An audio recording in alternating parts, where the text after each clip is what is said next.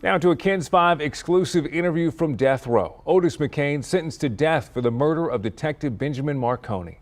Investigators say the 2016 murder was fueled by rage because of a custody issue with the killer's son. McKane tells our Marvin Hurst his son was not the reason. I feel like the general's perception it was that, oh, he's guilty. You know, I mean, there's nothing to talk about as far as whether we think he's innocent or not. A Bexar County jury sent Otis McKane a message he won't accept.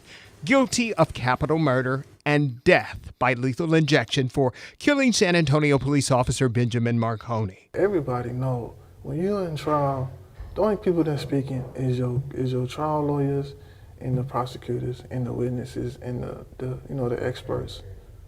So you can't really, unless you go on to testify, which I wanted to.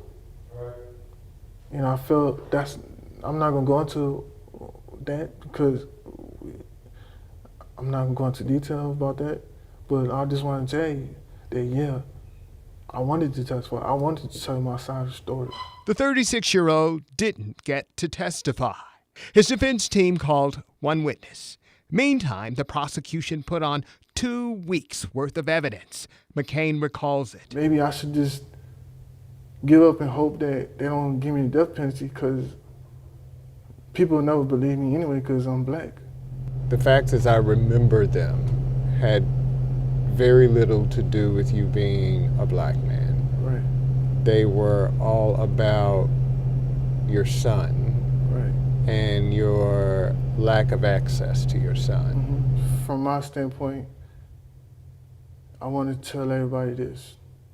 When I first got interviewed, we did talk about my son, and they had nothing to do with the case. They was looking for a suspect.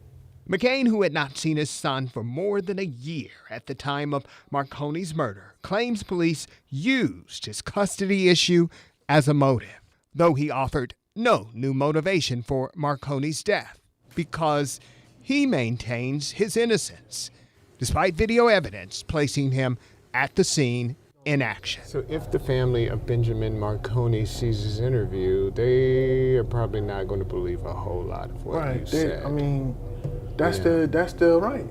That's their right. I'm not here to tell people think this way or think that way. I'm here to tell you what I think, what I know.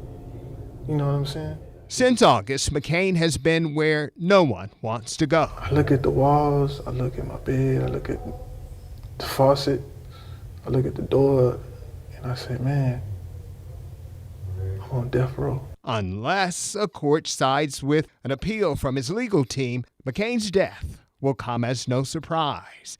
His end won't be a violent ambush. He will get to say final words to his family.